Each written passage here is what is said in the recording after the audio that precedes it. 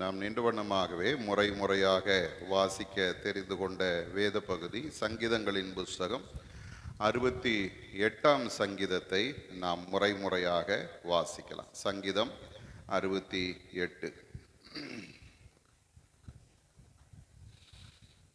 தேவன் எழுந்தருளுவார், அவருடைய சத்துருக்கள் சிதறுண்டு, அவரை பகைக்கிறவர்கள் அவருக்கு முன்பாக ஓடி போவார்கள்.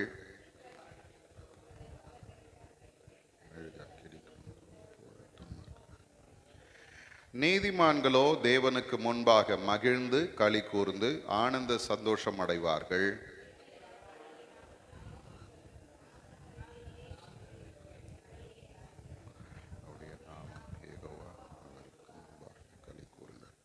தம்முடைய பரிசுத்த வாசஸ்தலத்தில் இருக்கிற தேவன் திக்கற்ற பிள்ளைகளுக்கு தகப்பனும் விதவைகளுக்கு நியாயம் விசாரிக்கிறவருமாய் இருக்கிறார். தனிமையானவர்களுக்கு வீடு வாசல் ஏற்படுத்தி துரோகிகளோ வறண்ட பூமியில் தங்குவார்கள். தேவனே, நீர் உம்முடைய ஜனங்களுக்கு முன்னே சென்று அவாந்திர வெளியிலே நடந்து வருகையில் தேவனாகிய உமக்கு முன்பாக வானம் பொழிந்தது.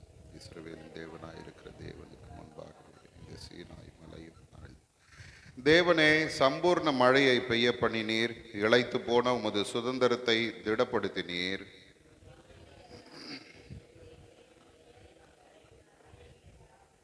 ஆண்டவர் வசனம் தந்தார், அதை பிரசித்தப்படுத்துகிறவர்களின் கூட்டம் மிகுதி.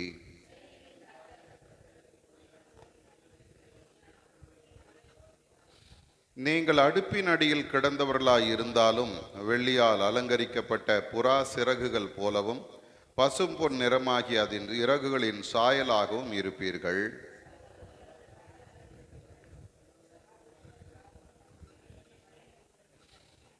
தேவ பர்வதம் பாசான் பர்வதம் போல் இருக்கிறது. பாசான் பர்வதம் உயர்ந்த சிகரங்கள் உள்ளது. இந்த பர்வதத்தில் வாசமாயிருக்க தேவன் விரும்பினார். ஆம், கர்த்தர் இதில் என்றென்றைக்கும் வாசமாயிருப்பார். தேவனுடைய ரதங்கள் 10,000ங்களும் 1000 இருக்கிறது. ஆண்டவர் பரிசுத்த ஸ்தலமான சீனாயில் இருந்த வண்ணமாய் அவைகளுக்குள் இருக்கிறார். குணத்திற்கு ஏறி சிறைப்பட்டவர்களை சிறையாக்கி கொண்டு போனீர். தேவனாகி கர்த்தர் மனுஷன் வாசம் துரோகிகளாகி மனுஷர்களுக்காகவும் வரங்கள். என்னாலும் ஆண்டவருக்கு ஸ்தோத்திரம் உண்டாவதாக. நம்மேல் பாரம் சுமத்தினாலும் நம்மை ரட்சிக்கிற தேவன் அவரே. ஆண்டவராய் கர்த்தரால் மரணத்துக்கு நீங்கும் வழிகள் உண்டு. மெய்யாகவே தேவன் தம்முடைய சத்துருக்களின் சிரசையும் தன் அக்கிரமங்களில் துணிந்து நடக்கிறவனுடைய மயிருள்ள உச்சந்தலையையும் உடைப்பார்.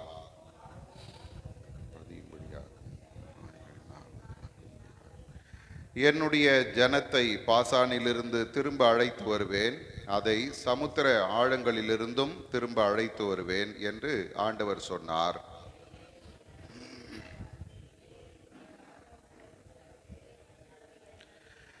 முன்னாக பாடுகிறவர்களும் பின்னாக வீணைகளை வாசிக்கிறவர்களும் சுற்றிலும் தம்புரு வாசிக்கிற கன்னிகைகளும் நடந்தார்கள்.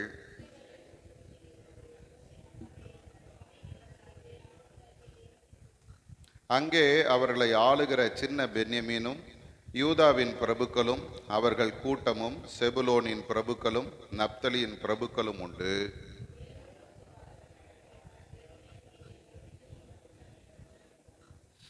எருசலேமில் உள்ள உம்முடைய ஆலயத்தின் நிமித்தம் ராஜாக்கள் உமக்கு காணிக்கைகளை கொண்டு வருவார்கள்.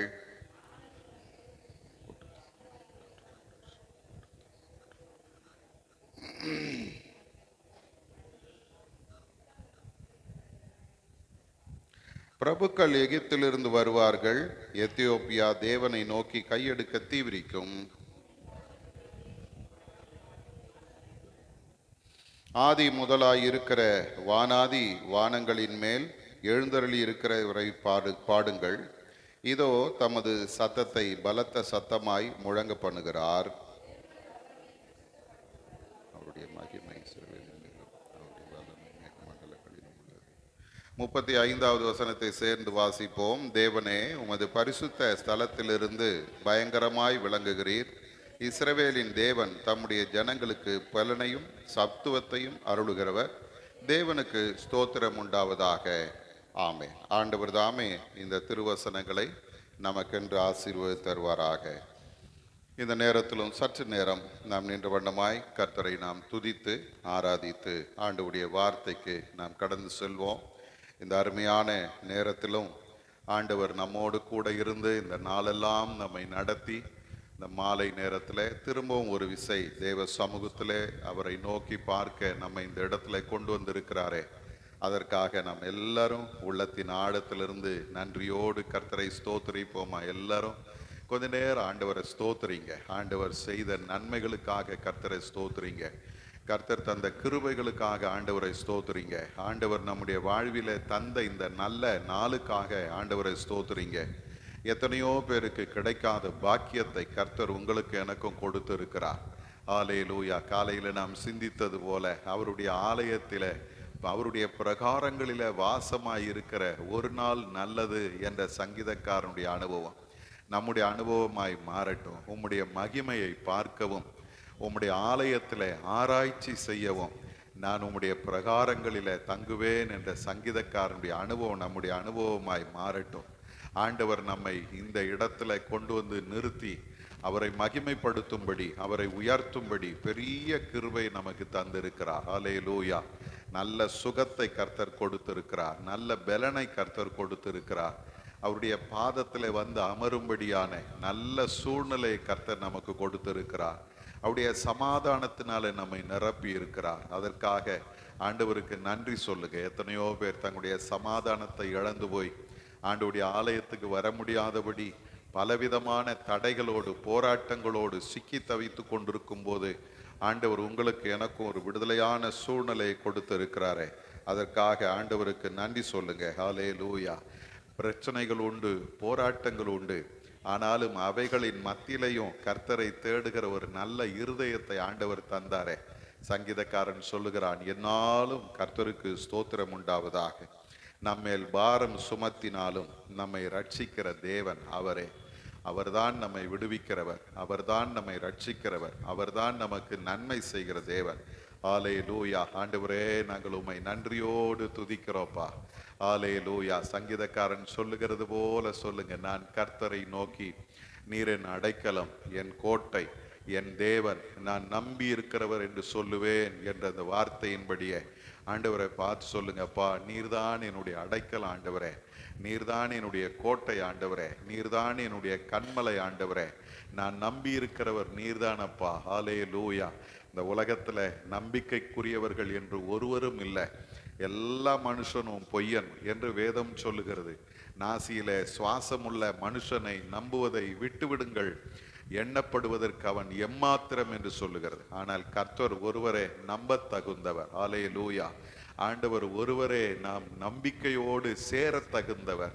அவரை நம்பி நிற்கிற மக்களை ஒருபோதும் கர்த்தர் வெட்கப்படுத்த மாட்டார்.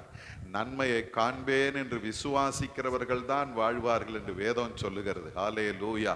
நான் கர்த்தருடைய நன்மையை காண்பேன். எல்லாரும் வாய் திறந்து சொல்லுங்க, ஆண்டவரே நீர் எனக்கு நன்மை செய்வீரப்பா, நீர் எனக்கு அற்புதம் செய்வீர் ஆண்டவரே, நீர் என்னுடைய குறைவுகளை நிறைவாக்குவீர் ஆண்டவரே, நீர் என்னுடைய தேவைகளை சந்திப்பீர் ஆண்டவரே, நீர் என்னுடைய வாஞ்சைகளை நிறைவேற்றுவீர் ஆண்டவரே. எல்லாரும் விசுவாச அறிக்கை பண்ணுங்க. ஹல்லேலூயா. அவரை தேடுகிறவர்களுக்கோ ஒரு நன்மையும் குறைவுபடாது.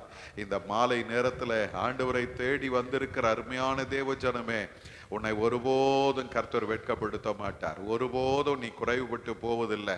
ஹல்லேலூயா. சிங்க குட்டிகள் தாழ்ச்சி அடைந்து பட்டினியா இருக்கும், கர்த்தரை தேடுகிறவர்களுக்கோ ஒரு நன்மையும் குறைவிடாது என்று வேதம் சொல்லுகிறது போல ஆண்டவர் ஒரு நன்மையும் குறைவில்லாதபடி நம்மை நடத்துகிற தேவனாய் நம்மோடு கூட இருக்கிறார். ஹல்லேலூயா. நன்றி ஆண்டவரே, நன்றி ஆண்டவரே. எல்லாரும் விசுவாசத்தோட சொல்லுங்க, கர்த்தர் என் மெய்ப்பராய் இருக்கிறார், நான் தாழ்ச்சி அடையேன். ஹல்லேலூயா. எனக்கு ஒரு குறையும் இல்லை. எல்லாரும் வாய் திறந்து சொல்லுங்க, கர்த்தர் என்னுடைய மெய்ப்பராய் இருக்கிறதுனால எனக்கு ஒரு குறையும் இல்லை. ஹல்லேலூயா. எனக்கு குறை இல்லப்பா, எனக்கு ஒரு குறையும் இல்லப்பா. எல்லா நன்மையினால நீர் நிரப்புகிற தேவன் ஆண்டவரே, நீர் என்னுடைய மெய்ப்பனாய் இருக்கிறீரப்பா. புல்லுள்ள இடங்களிலே என்னை மேய்க்கிறவர், அமர்ந்த தண்ணீர்கள் அண்டையில என்னை கொண்டு போய் சேர்க்கிறவர், இளைப்பாறுதல் தருகிற தேவன் அவர்தான். ஹல்லேலூயா. ஹல்லேலூயா. நம்முடைய எல்லா வாஞ்சை விருப்பங்களையும் நிறைவேற்றுகிற தேவன் அவர்தான்.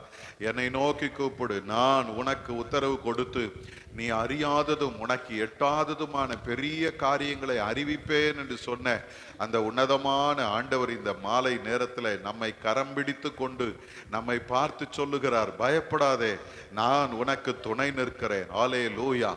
எந்த சூழ்நிலையா இருந்தாலும், எந்த பிரச்சனைகளா இருந்தாலும், எப்பேற்பட்ட நெருக்கடியில நாம் இருந்தாலும் கர்த்தர் நம்மை பார்த்து சொல்லுகிறார், பயப்படாதே, பயப்படாதே, பயப்படாதே, பயப்படாதே.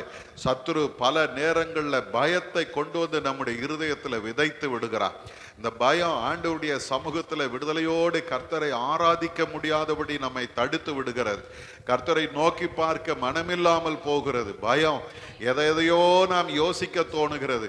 இந்த மாலை நேரத்தில் ஆண்டவர் சமூகத்தில் நம்முடைய பாரங்கள் எல்லாம் இறக்கி வைப்போம். ஆண்டவரே, என்னுடைய பயங்களை நான் உம்முடைய சமூகத்தில் இறக்கி வைக்கிறப்பா. என்னுடைய பாரங்களை உம்முடைய சமூகத்தில் நான் இறக்கி வைக்கிற ஆண்டவரே.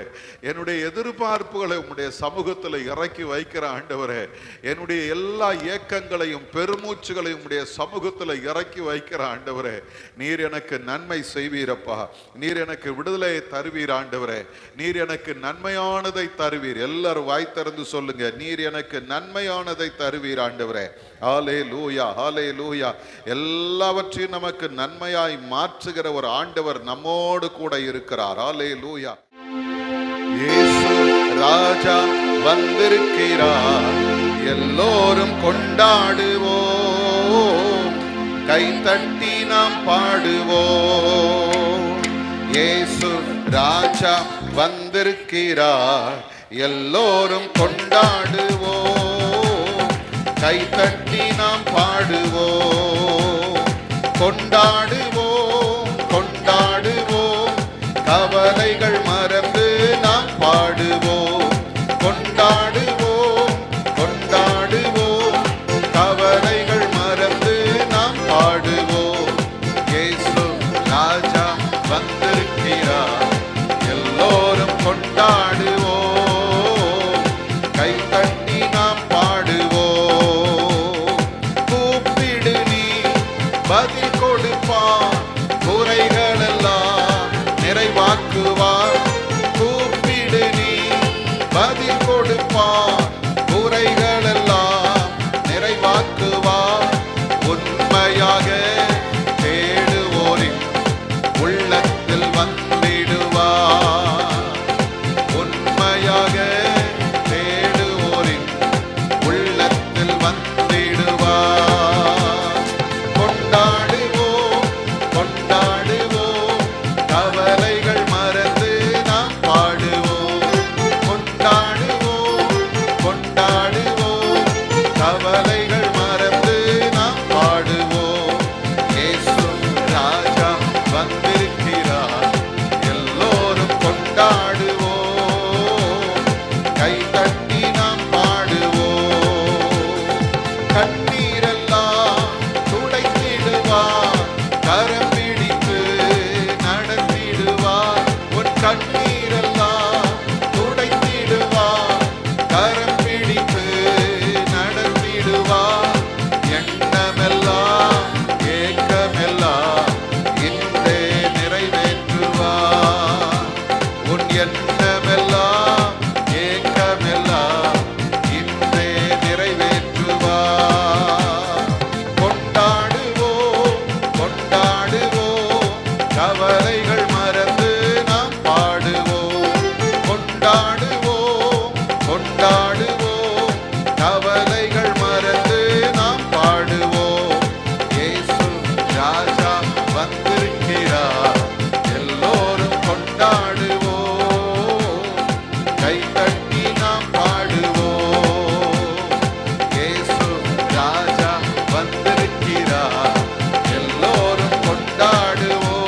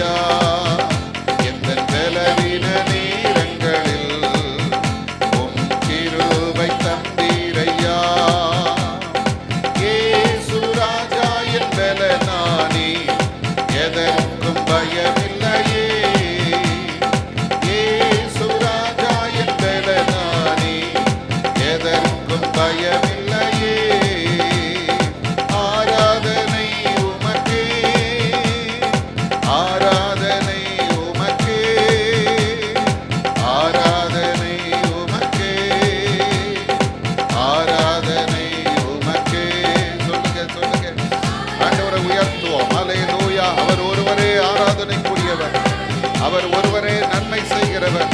அவர்தான் நமக்கு பெரிய காரியங்களை செய்கிறவர்.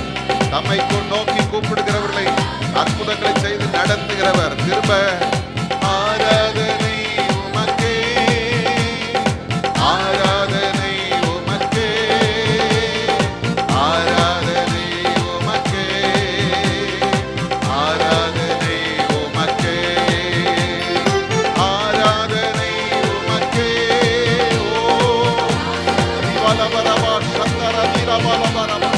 அக்கினி அக்கினி, ஆண்டவருடைய பரிசுத்த அக்கினி ஒரு விசை ஒவ்வொருவர் மேலும் இறங்கட்டப்பா. ஹல்லேலூயா.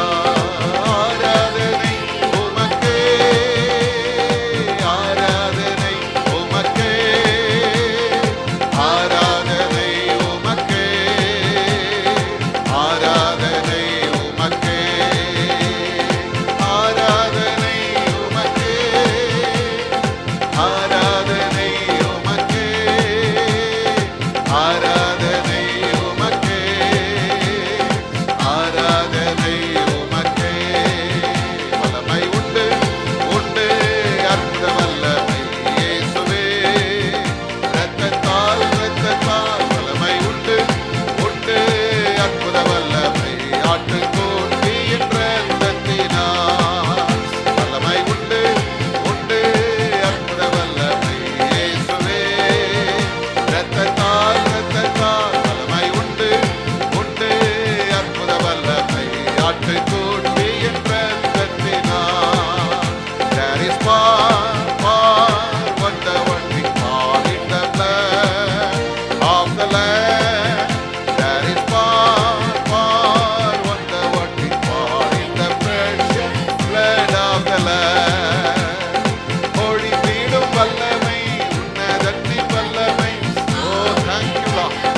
Hallelujah. வல்லமை வல்லமை வல்லமை. உம்முடைய மக்கள் ஒவ்வொருவர் மேலும் உம்முடைய வல்லமை இந்த நேரத்தில் இறங்குகிறக்காய் ஸ்தோத்திர ஆண்டவரே. ஹல்லேலூயா. வல்லமை, உன்னதத்தின் வல்லமை, ஆவியின் வல்லமை, அக்கினியின் வல்லமை. ஒழிந்திடும் வல்லமை, உன்னதத்தின் வல்லமை, ஆவியின் வல்லமை, அக்கினியின் வல்லமை. ஒழிந்திடும் வல்லமை, உன்னதத்தின் வல்லமை, ஆவியின் வல்லமை, அக்கினியின் வல்லமை. ஒழிந்திடும் வல்லமை, உன்னதத்தின் வல்லமை. Oh, thank you, thank you, thank you Lord. நிரப்புங்க நிரப்புங்க நிரப்புங்கப்பா. எல்லா சத்துருவின் வல்லமைகள் இந்த நேரத்தில் நிர்மூலமாகட்டும். ஓ, விடுதலை விடுதலை விடுதலை விடுதலை.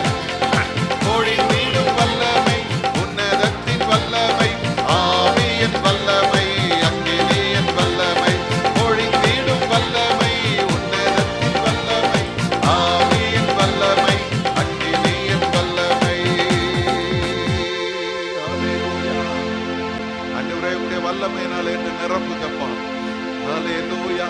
வெறும் பாத்திரமா வந்திருக்கிற ஆண்டவரே, உம்முடைய வல்லமையினால என்ன நிரப்புங்க. எல்லாரும் கேளுங்க. ஹல்லேலூயா. இந்த வருடத்தினுடைய வாக்குத்தத்தத்தை மறந்துடாதீங்க. பலத்தினாலும் அல்ல, பராக்கிரமத்தினாலும் அல்ல, என்னுடைய ஆவியினாலேயே ஆகும் என்ற கர்த்தருடைய வாக்குத்தத்தத்தின்படி ஆவியானவர் எங்கே உண்டோ அங்கே விடுதலை உண்டு. அவர் நம்மை தம்முடைய வல்லமையினால நிரப்பி அற்புதங்களை காணும்படி நம்மை வழி நடத்துகிற தேவனாய் நம்மோடு கூட இருக்கிறார். ஹல்லேலூயா.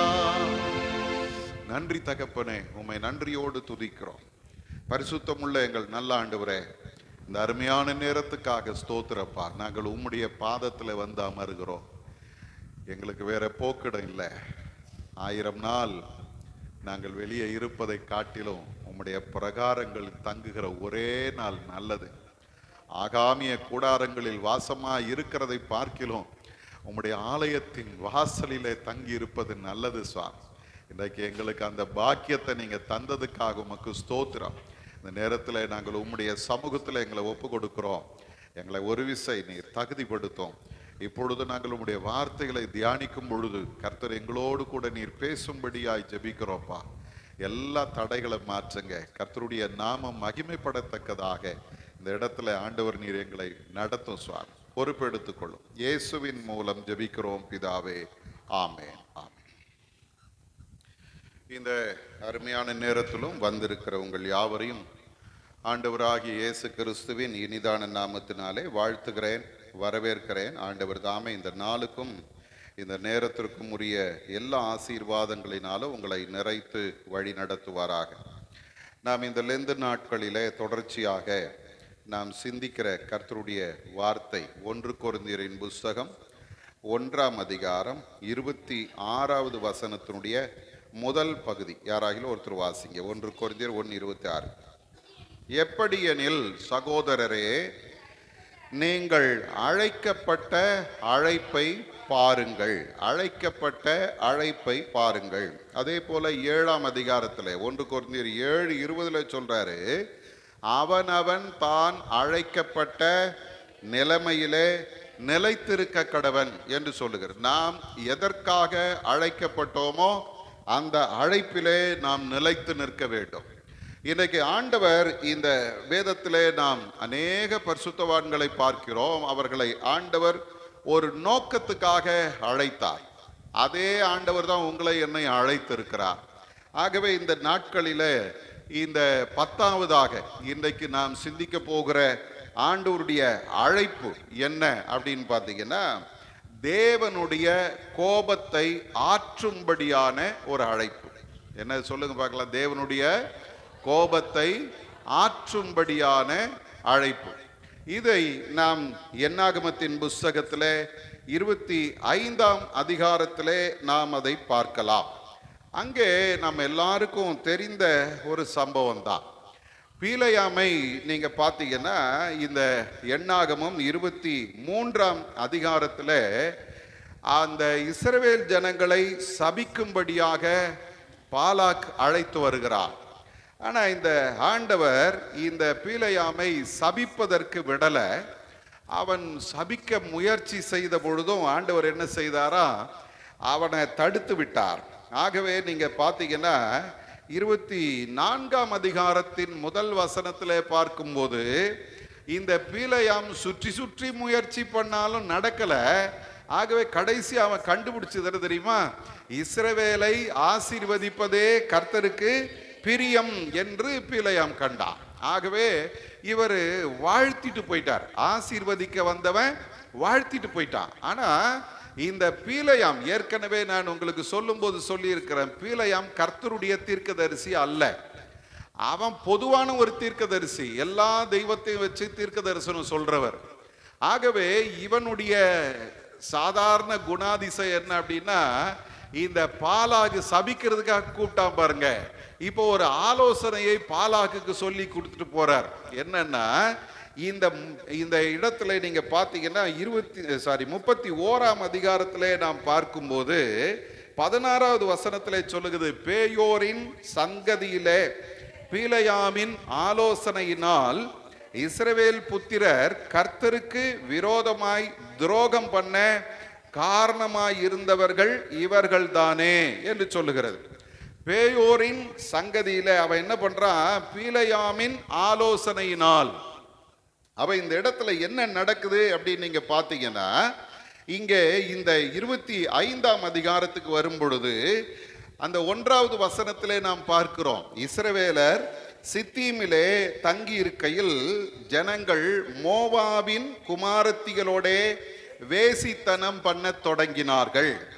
அப்ப இது ஏதோ எதேச்சையா நடக்குதுன்னு நம்ம பார்க்கலாம். ஆனா உண்மை என்ன தெரியுங்களா, இந்த சூழ்நிலைக்கு பின்னால பீலையாம் என்கிற ஒரு தீர்க்கதரிசி, அதுவும் அவன் என்ன சொல்றது, ஒரு பொய் தீர்க்கதரிசி, அவனுடைய சூழ்ச்சியான ஒரு ஆலோசனை இங்க இருக்கிறது. இப்போ என்ன நடக்குது பாருங்க, கர்த்தருடைய ஜனம் வழி விலகி போவதற்கு இங்க ஒரு சூழ்நிலையை ஏற்படுத்தி வைக்கிறார்கள்.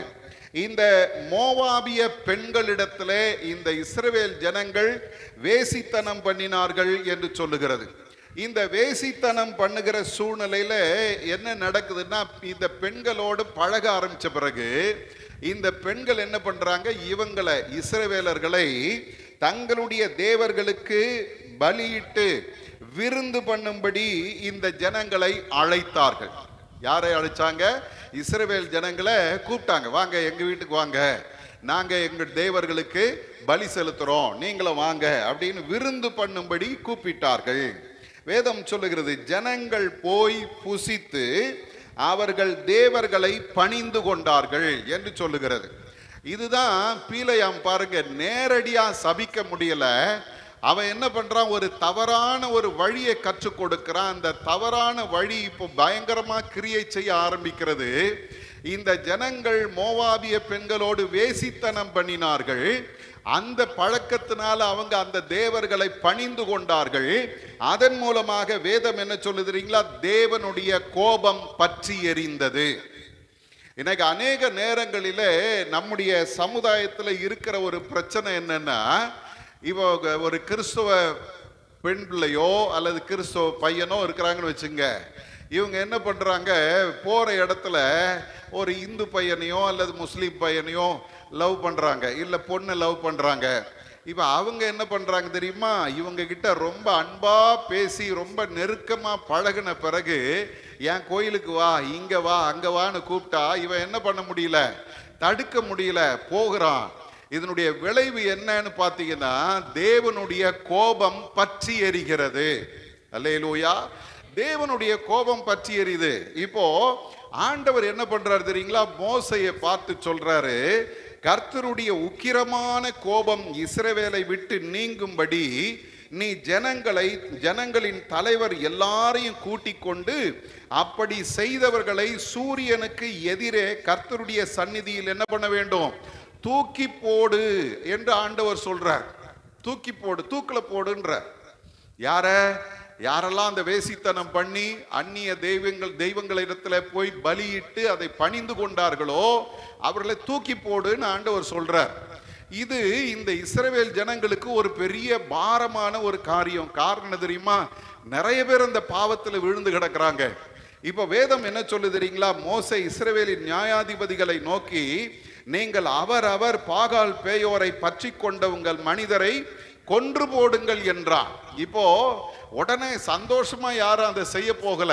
என்ன நடக்கு தெரியுங்களா, அப்பொழுது 6வது வசனம் சொல்லுது, மோசேயும் இஸ்ரவேல் புத்திரராகிய சபையார் அனைவரும் ஆசரிப்பு கூடார வாசலுக்கு முன்பாக அழுது கொண்டு நின்றார்கள். கொலை செய்யல இன்னும்.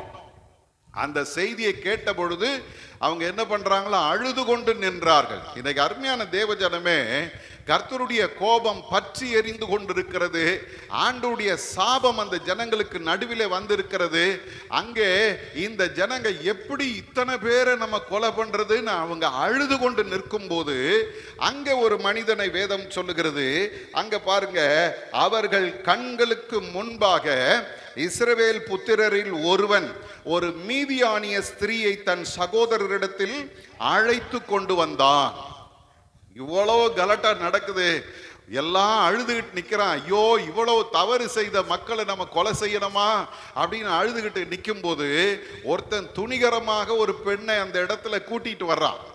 இப்பதான் வேதம் சொல்லுகிறது, அதை ஆசாரியனாகிய ஆரோனின் குமாரனாகிய எலையாசாரின் மகன் பினெகாஸ் கண்டபோது அவன் நடு சபையிலிருந்து எழுந்து என்று வேதம் சொல்லுகிறது. அருமையானவர்களே, நல்ல கவனிங்க. அங்க மோசே இருந்தாரு, ஆரோன் இருந்தாரு, எலையாசர் இருந்தாரு, எல்லாம் இருந்தாங்க. அங்க இருந்த மூப்பர்கள் இருந்தாங்க. எல்லாருக்கும் இல்லாத ஒரு வைராக்கியம் யாருக்கு வருது தெரியுங்களா, பினெகாசுக்கு வருது. அல்லேலூயா, பினெகாசுக்கு வருது. இப்ப இந்த இடத்துல நாம் பார்க்கும்போது இந்த பினெகாஸ் கர்த்தருக்காக வைராக்கியம் பாராட்டினான். அல்லேலூயா, கர்த்தருக்காக வைராக்கியம் பாராட்டினான். எனக்கு அருமையான தேவ ஜனமே, ஆண்டவர் உங்களிடத்துல என்னிடத்துல எதிர்பார்க்கிற ஒரு காரியம் தெரியுமா, நீங்கள் உலகத்துக்கு ஒத்த வேஷம் தெரியாமல், அல்லேலூயா, ஒத்த வேஷம் தரிச்சு அட்ஜஸ்ட் பண்ணிக்கலாங்க, அதெல்லாம் ஒன்றும் பெரிய பிரச்சனை இல்லை. இவ்வளோ பேர் தப்பு பண்ணி இருக்கிறாங்க, இவன் ஒருத்தன் தப்பு பண்றதுல என்ன இருக்குது அப்படின்னு அங்க சொல்லல. பினெகாசுக்கு கோபம் வருகிறது. கர்த்தருக்கென்று வைராக்கியம் பாராட்டினான் என்று வேதம் சொல்லுகிறது. அல்லேலூயா.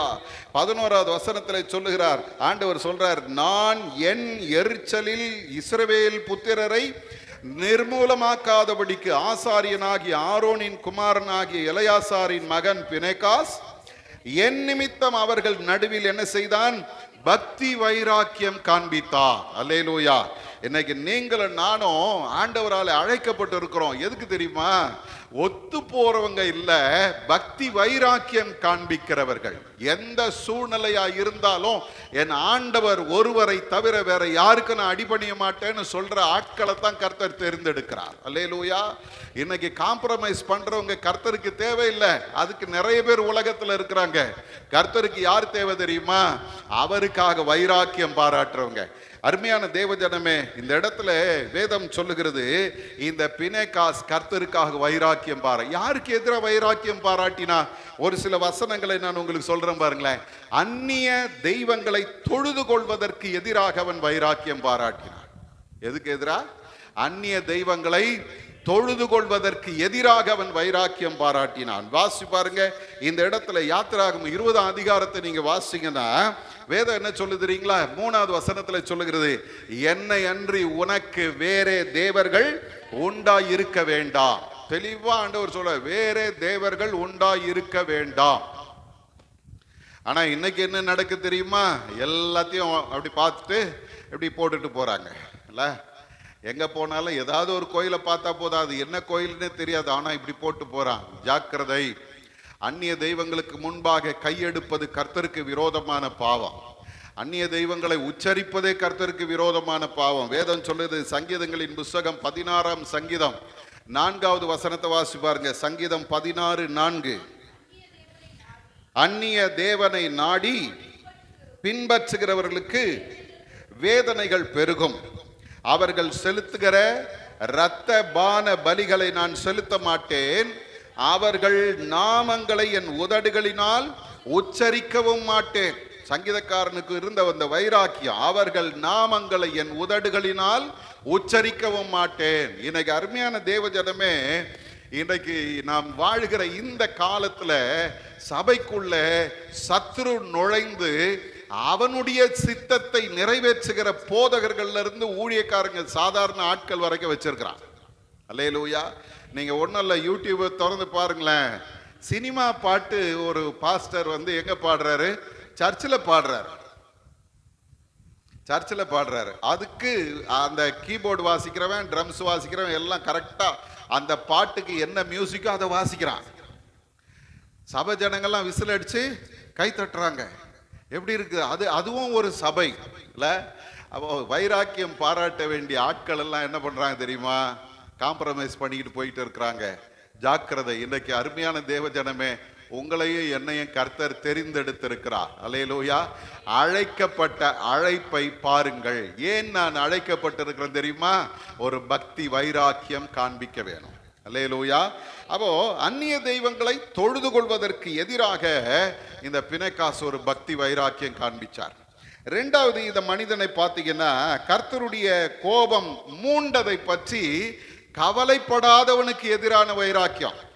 இந்த இடத்துல பாருங்க, கர்த்தருடைய கோபம் பற்றி எரிகிறது. ஆண்டவர் சொல்றாரு, கர்த்தருடைய கோபம் மூண்டது. 3வது வசனம் கடைசி வார்த்தை சொல்லுது, எல்லாரும் அதை நினைச்சு பயந்து அழுது கொண்டிருக்கும் போது அதை பத்தி கொஞ்சம் கூட கவலை இல்லாம ஒரு பொண்ணை கூட்டிட்டு வரான். அவனுடைய மனநிலை எப்படி இருந்திருக்கு கொஞ்சம் யோசிச்சு பாருங்க. இல்ல, ஒரு பயமும் கிடையாது அவனுக்கு. இவ்வளவு பெரிய ஒரு ஆபத்து நம்மையும் நம்ம ஜனங்களையும் சூழ்ந்து இருக்குதே, இத்தனை ஜனங்க சாக போறாங்களே, அதை பத்தி அவனுக்கு கவலை இல்லை. அவன் என்ன செய்தானா? தன்னுடைய பாவத்திலே கிடந்தான். எனக்கு அருமையான தேவஜனமே, ஆண்டவருடைய கோபத்தை பற்றி கவலைப்படாம இருக்கிறவங்களுக்கு எதிரான ஒரு பக்தி வைராக்கியம் உங்களுக்கு எனக்கு தேவை. அல்லேலூயா. வேதத்தை வாசி பாருங்க. 5வது வசனத்துல நாம் அதை பார்க்கிறோம். என்ன சொல்லுது? பாகால் பேயோரை பற்றி கொண்ட உங்கள் மனிதரை கொன்று போடுங்கள்னு ஆண்டவர் சொல்லி இருக்கிறாரு. அடுத்தது நீங்க பாத்தீங்கன்னா 6வது வசனத்துல சொல்லுகிறது, சபையார் எல்லாரும் என்ன பண்றாங்க? அழுது கொண்டு இருக்கிறாங்க. அந்த வசனம் முடியல. அந்த வசனம் முடியல. நல்ல கவனிங்க, அந்த வசனம் முடியல. அந்த வசனம் தொடருகிறது. எல்லாரும் அழுது கொண்டு நிற்கையில் அப்படின்னு போட்டிருக்குது. அப்போ ஒரு சில நேரங்கள்ல நீங்க பாத்தீங்கன்னா, என்ன நடந்தா எனக்கு என்ன, நான் இப்படித்தான் இருப்பேன் அப்படின்னு இருக்கிறாங்க பாருங்க. அவங்களுக்கு எதிரான ஒரு வைராக்கியத்தை இந்த பினேகாஸ் காண்பித்தான். அல்லேலூயா. இன்னைக்கு அருமையான தேவ ஜனமே, நீங்களும் நானும் ஆண்டவருக்காக கொஞ்சம் வைராக்கியம் பாராட்டணும். 3வது, அவன் எப்படி என்ன எதுக்கு எதிராக நின்னா தெரியுமா? பாவம் செய்வதே நோக்கமாக கொண்டவனுக்கு எதிராக நின்றான். பாவம் செய்யறது தான் என்னுடைய நோக்கம். நான் சந்தோஷமா இருந்தா போதும், நான் ஜாலியா இருந்தா போதும், யார் எக்கேடு கட்டா எனக்கு என்ன அப்படின்னு சொன்ன அந்த மனிதனுக்கு எதிராக பினேகாஸ் என்ன செய்தான்? வேதம் ரொம்ப அருமையா ஒரு அப்படியே தொடர்ச்சியா சொல்லுது பாருங்க. அதை கண்டபோது அவன் நடு சபையிலிருந்து எழுந்தான். அவ்வளவு கூட்டம் இருக்குது. மோசே, ஆரோன், அந்த மூப்பர்கள் எல்லாரும் நிற்கும் போது இதுக்கு இடையில ஒரு சின்ன பையன் இல்ல, ஆரோனுடைய பேரன், அந்த சின்ன பையன் எழுந்தான். ரெண்டாவது சொல்லுது, தன் கையில ஒரு ஈட்டியை தன் கையில பிடித்து. மூணாவது சொல்லுகிறது, பாவம் செய்கிற அந்த மனிதனை தொடர்ந்து போய் அவன் பின்னால போனவன் என்ன பண்றானா, ஒரே குத்துனானா அந்த ஈட்டி அந்த அவனுடைய வயிற்றில் ஈட்டி உருவி போக அவர்களை குத்தி போட்டான். கொஞ்சம் யோசிச்சு பாருங்களேன், ரெண்டு பேரையும் சேர்த்து குத்துனா அந்த ஈட்டி அவர்கள் உள்ள அப்படியே உருவி போச்சு. அப்ப அந்த வைராக்கியம் எவ்வளோ வைராக்கியமா இருந்திருக்கும் இல்லையா பினேகாசுக்கு. ஜனங்களே அழிந்து போய் கொண்டிருக்கிறாங்க, உனக்கு இந்த நேரத்துல இப்படிப்பட்ட ஒரு சந்தோஷம் கேக்குதா அப்படின்னு ஒரு வைராக்கியம், ஒரு எரிச்சல், கர்த்தருக்காக வைராக்கியம் பாராட்டினார். இன்னைக்கு அருமையான தேவ ஜனமே, ஆண்டவர் உங்களை என்னையும் ஒரு உன்னதமான நோக்கத்துக்காக அழைக்கிறார். நம்ம வாழுகிற இந்த உலகத்துல இந்த நாட்களில பாவம் பெருகி போய் கிடக்குது. சபைக்குள்ள பாவம் பெருகி போய் கிடக்குது. சுற்றி இருக்கிற ஜனங்கள் நடுவில் பாவம் பெருகி போய் கிடக்குது. அவங்களுக்கு முன்னால வைராக்கியம் பாராட்டுகிற ஒரு கூட்டமாக உங்களையும் என்னையும் கர்த்தர் இந்த நாளிலே தெரிந்தெடுக்கிறார். அல்லேலூயா. சாதாரணமானவர்களாக அல்ல. யாருக்கு எதிராக தெரியுமா? பாவம் செய்வதே நோக்கமாய் கொண்டவர்களுக்கு. யார் எப்படி போனா எனக்கு என்ன, கர்த்தருடைய கோபம் பற்றி எறிந்தாலும் எனக்கு அதை பத்தி கவலை இல்லை, நான் பாவம் செய்வேன் என்று துணிந்தவர்களுக்கு எதிராக, அந்நிய தெய்வங்களை தொழுது கொண்டவர்களுக்கு எதிராக ஒரு வைராக்கியத்தை பினேகாஸ் காண்பித்தார். வேதத்தை வாசி பாருங்க. எபிரேயரின் புஸ்தகத்துல 12ஆம் அதிகாரம் 4வது வசனத்துல உங்களுக்கும் எனக்கும் ஒரு போராட்டத்தை வேதம் சொல்லுகிறது. வாசிங்க 12:4.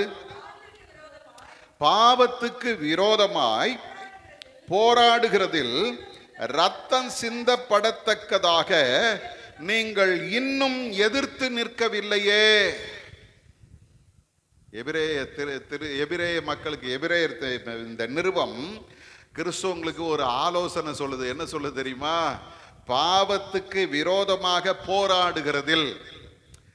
நம்ம எல்லாம் சொல்றோம் பாவத்துக்கு விரோதமாய் நானும் எதிர்த்து நிற்கிறேன், நானும் வைராக்கியம் கொள்கிறேன். கரெக்டு தான். ஆனா அதுக்கு ஒரு வார்த்தை அங்க பயன்படுத்துறாங்க, போராடுகிறதில் ரத்தம் சிந்தப்படத்தக்கதாக. அப்படின்னா என்ன அர்த்தம்? சும்மா உதட்டளவுல பேசிட்டு இருக்குல்ல, அடிச்சாலும் ரத்தம் சிந்தினாலும் அதுக்கு எதிராக நான் போராடுவேன். கொஞ்சம் யோசிச்சு பாருங்களேன். உலக பிரகாரமா ஏதோ ஒரு காரியத்துக்காக ஒரு போராட்டம் நடக்குது. போலீஸ்காரன் அடி பின்னி எடுத்துடுறான், ரத்தம் சொட்ட சொட்ட சொட்ட ஓடுறாங்க. பார்க்குறீங்கல்ல, டிவியில் பார்க்குறீங்க. ஆனால் நமக்கு ஒரு போராட்டம் இருக்குது. நீங்களும் நானும் அதே மாதிரி ஒரு போராட்டம் பண்ணணும். என்ன போராட்டம் தெரியுமா? பாவத்துக்கு எதிராக ரத்தம் சிந்தப்படத்தக்கதாக நீங்கள் இன்னும் எதிர்த்து நிற்கவில்லையே. இன்னைக்கு அருமையான தேவஜனமே, எதிர்த்து நிற்க கர்த்தர் நம்மை அழைக்கிறார். இந்த பாவத்தோடு ஒத்து போகிறவர்கள் அல்ல. வேதத்தில் ஒரு அருமையான சம்பவத்தை நான் உங்களுக்கு ஞாபகப்படுத்த விரும்புகிறேன். மத்தேயின் சுவிசேஷம் 14ஆம் அதிகாரத்தை எடுத்துங்க. இந்த 14ஆம் அதிகாரம் 3வது வசனத்தை வாசிங்க. மத்தேயு 14:3. ஏரோது தன் சகோதரனாகிய பிலிப்பின் ஏரோதியாளி நிமித்தம் யோவானை பிடித்து கட்டி காவலில் வைத்திருந்தார். ஏனெனில் நீர் அவளை வைத்துக் கொள்வது நியாயம் அல்ல என்று யோவான் அவனுக்கு சொல்லி இருந்தார். இந்த ஏரோதுன்ற ஒரு சாதாரணமான ஆள் இல்லை, பயங்கர கொடூரமான மனிதன். இந்த ஏரோது அவன் என்ன பண்ணான்னா, தன் சகோதரனுடைய மனைவியை தனக்கு மனைவியாக எடுத்துக்கொண்டான். இப்போ இந்த இடத்துல இந்த யோவான் என்ன பண்றாரு தெரியுங்களா? ஊழியம் பண்றார். உண்மைதானா? அவர் வாட்டுன்னு போனார், மனம் திரும்புகள், மனம் திரும்புகள், மனம் திரும்புகள், விரியன் பாம்பு குட்டிகளே, வரும் கோபத்துக்கு தப்பித்துக் கொள்ள உனக்கு வகை காட்டினவன் யார்? அப்படியா இப்படியானு அங்க வெட்டு ஒண்ணு துண்டு ரெண்டு பிரசங்கம் பண்ணின்னு இருக்கிறாரு. எங்க பண்ணாரு? வனாந்தரத்துல பிரசங்கம் பண்றாரு. அவரை தேடி ஒரு கூட்டம் போகுது. யோவான் நம்மள மாதிரி ஆளா இருந்திருந்தா என்ன சொல்லி இருப்பார் தெரியுமா? பரவாயில்லையா, வனாந்தரத்துல என்ன தேடி ஒரு கூட்டம் வருது, இங்கேயே எவ்வளோ பேருக்கு நான் சுவிசேஷம் சொல்லின்னு இருக்கிறேன், யாரோ ரட்சிக்கப்படுறாங்க, இல்ல அரசு அதிகாரிகள்லாம் வராங்க, எல்லாரும் என்கிட்ட வந்து ஞானஸ்நானம் எடுக்கிறாங்க, பெரிய ஊழியம் பண்ணிட்டு இருக்கிறேன் அப்படின்னு நினைச்சு திருப்தி அங்க உட்கார்ந்துட்டு இருந்திருப்போம். ஆனா யோவான் என்ன பண்றாரு தெரியுமா? அங்க ஊழியம் பண்ணது பத்தாது, நீ இப்ப ஏரோதனுடைய வீட்டுக்கே வந்துட்டார். வந்து நீர் அவளை வைத்துக் கொள்வது நியாயம் அல்ல என்று யோவான் அவனுக்கு சொல்லி இருந்தான். ஏரோது எப்படிப்பட்டவன்? பயங்கரமான கொடூரமான ஆளு. ஆனா அந்த கொடூரமானவனை பார்த்து இவன் பயப்படல, நீ பண்றது தப்புன்னா பிடிச்சு உள்ள வச்சிட்டான். உள்ள வச்சது மாத்திரம் இல்ல, நடக்கிறது பாருங்க. இந்த ஏரோதனுடைய ஜென்ம நாளில ஒரு பெரிய விருந்து பண்றாங்க. விருந்து நடக்கும்போது அவன் அந்த ஏரோதியாளின் மகள் டான்ஸ் ஆடினா, இவ ராஜா கேட்கிறாரம்மா உனக்கு என்ன வேணும் கேளு அப்படின்னு கேட்டா, இவ போய் அவங்க அம்மா கிட்ட கேட்கிற, அம்மா என்ன பண்ணலாம் அப்படின்னா, அவங்க அம்மா பாருங்க எவ்வளோ கொடூரமானவ. அவ என்ன சொல், ஏரோது கூட அவ்வளோ கொடூரமானவனா இருந்தும் கொலை பண்றதுக்கு பயந்தான். அதுவும் யோவானை கொலை பண்ண பயந்தான். ஆனா இந்த அம்மா பிள்ளைக்கு சொல்லி கொடுக்குறாங்க, யோவான் தலையை வெட்டி கொண்டு வர சொல்லு. செஞ்சுட்டாங்க. எதுக்கு சொல்றேன் தெரியுமா? தான் தலையே போனாலும் நீ பண்ணது தப்பு அப்படின்னு சொல்ற தைரியம் யாருக்கு இருந்தது? யோவானுக்கு. இன்னைக்கு அருமையான தேவ ஜனமே, கர்த்தர் உங்களிடத்துல என்னிடத்துல எதிர்பார்க்கிற அல்லது அழைத்து இருக்கிற நோக்கம் எதுக்கு தெரியுமா? கர்த்தருக்காக கொஞ்சம் வைராக்கியமா வாழணும். அதனால பாவத்துக்கு எதிராக ரத்தம் சிந்தத்தக்கதாகவும் நீங்களும் நானும் போராட ஆண்டவர் நம்மை அழைக்கிறார். இந்த கடைசி காலங்களில் நாம் நிற்கிறோம். ஆண்டவருடைய வேதம் சொல்லுகிறது, பிணைகாஸ் கர்த்தருக்காக வைராக்கியம் பாராட்டின பொழுது ஆண்டவர் அவனுக்கு தந்த ஒரு பெரிய ஆசீர்வாதம் என்ன தெரியுங்களா? வாசிங்க அதை. என்னாகமம் 25ஆம் அதிகாரம் 12-13 வசனத்தை பாருங்க. ஆகையால் இதோ அவனுக்கு என் சமாதானத்தின் உடன்படிக்கை கட்டளையிடுகிறேன். ஒரு அல்லேலூயா சொல்லுங்க. கர்த்தருக்காக வைராக்கியம் பாராட்டினா அவர் ஒன்றும் சும்மா விட்டுற மாட்டார். அவர் இப்ப பிணைகாசுக்கு சொல்றாரு, பிணைகாசோடு என்னுடைய சமாதானத்தின் உடன்படிக்கை கட்டளையிடுகிறேன். அடுத்த வார்த்தை சொல்லுகிறது, அவன் தன் தேவனுக்காக பக்தி வைராக்கியம் காண்பித்து இஸ்ரவேல் புத்திரருக்காக பாவ நிவிர்த்தி செய்ததின்படினால் அவனுக்கும் அவன் பின்பு அவன் சந்ததிக்கும் நித்திய ஆசாரிய பட்டத்திற்குரிய உடன்படிக்கை உண்டாயிருக்கும் என்று சொல் என்றார். அல்லேலூயா. அவனுக்கும் அவன் பிள்ளைங்களுக்கும் நித்திய ஆசாரிய உடன்படிக்கை இருக்கும், சமாதானத்தின் உடன்படிக்கை இருக்கும். நல்ல கவனிங்க. கர்த்தருக்காக நீங்களும் நானும் வைராக்கியமாய் நிற்போமானால் ஆண்டவர் உங்களுக்கு எனக்கு சமாதானத்தை தருவாரு. நம்ம குடும்பத்தை, நம்முடைய சந்ததியை கர்த்தர் ஆசீர்வதித்து மேன்மையாய் நிறுத்துவார். இன்னைக்கு ஆண்டவர் உங்களை என்னையும் எதுக்காக அழைச்சிருக்கிறார் தெரியுமா? கர்த்தருக்காக, தேவனுடைய கோபத்தை ஆற்றும்படி வைராக்கியம் பாராட்டுகிறவர். கண்களை மூடுவோமா? ஆண்டவருடைய சமூகத்தில் நம்மை அர்ப்பணிப்போமா? ஆண்டவரே, எங்களை சுற்றி நடந்து கொண்டு இருக்கிற பாவத்தை கண்டும் காணாமலும் நாங்கள் வாழ்ந்து கொண்டிருக்கிறோம். ஆனா உமக்காக வைராக்கியம் பாராட்ட கிருபை செய்யுங்கப்பா.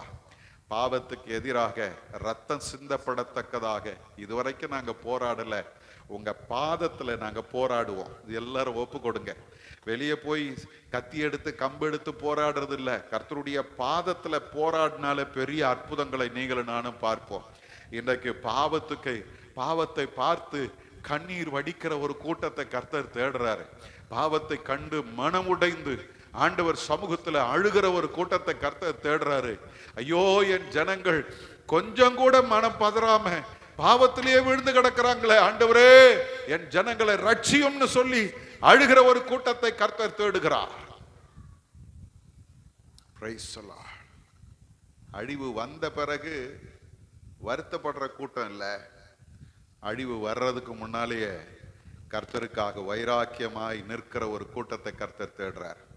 இன்னைக்கு நீங்களும் நானும் இந்த அழைப்புக்கு நம்மை ஒப்பு கொடுப்போமா? ஆண்டவரே, நான் அழைக்கப்பட்ட இந்த அழைப்பில நிலைத்து நிற்க எனக்கு உதவி செய்யுங்கப்பா. எல்லாரும் நம்மை அர்ப்பணிப்போம். பரிசுத்தமுள்ள எங்கள் நல்ல ஆண்டவரே, இந்த வார்த்தைகளுக்காக ஸ்தோத்திர ஆண்டவரே. இந்த உலகத்தை நாங்கள் பார்க்கும்போது இந்த இந்த பிணைக்காசனுடைய காலத்தில் ஜனங்கள் எப்படி இருந்தார்களோ அதே போல இன்றைக்கும் உலகத்தின் காரியங்களிலும் சிற்றின்பங்களிலும் உழன்று கொண்டு கர்த்தரை மகிமைப்படுத்த வேண்டியவர்கள் தங்களையும் தங்களுக்கு வேண்டிய காரியங்களையுமே பார்த்து கொண்டு வாழ்ந்து கொண்டு இருக்கிற ஒரு காலகட்டத்தில் நாங்கள் வந்திருக்கிறோம்ப்பா. இந்த நேரத்தில் எங்களை இந்த பிணைக்காசனுடைய நிலையில ஒப்பு கொடுக்கிறோம் சுவாமி. உமக்காக வைராக்கியம் பாராட்ட எங்களுக்கு கிருபை செய்யுங்க. ஆவியின் ஆயுதத்தை பட்டயத்தை எடுத்துக்கொண்டு சத்துருவுக்கு எதிராக போராடுகிறவர்களாய் துரைத்தனங்களோடும் அதிகாரங்களோடும் இப்பிரபஞ்சத்தின் அந்தகாரர் லோகாதிபதியோடும் நாங்கள் போராடி பாவத்தின் பிடியில இருக்கிற மக்களை விடுவிக்கிறவர்களாய், சாபத்துல கிடக்கிற மக்களை விடுவிக்கிறவர்களாய், உம்முடைய பாதத்துல காத்திருந்து அழுகிற மக்களாய் எங்களை ஒரு விசை நீர் மாற்று ஆண்டவரே. உம்முடைய அந்த அழைப்பில நாங்கள் நிலைத்து நிற்க எங்கள் ஒவ்வொருவருக்கும் நீர் கிருபை செய்வீராக ஆண்டவரே. உம்முடைய வல்லமையுள்ள பிரசன்னம் தொடர்ந்து எங்களை நடத்தட்டும். உம்முடைய வார்த்தைகள் எங்களில கிரியை செய்யட்டும் சுவாமி. பொறுப்பெடுத்துக் கொள்ளும். இயேசுவின் மூலம் ஜெபிக்கிறோம் எங்கள் நல்ல பிதாவே. ஆமேன், ஆமேன்.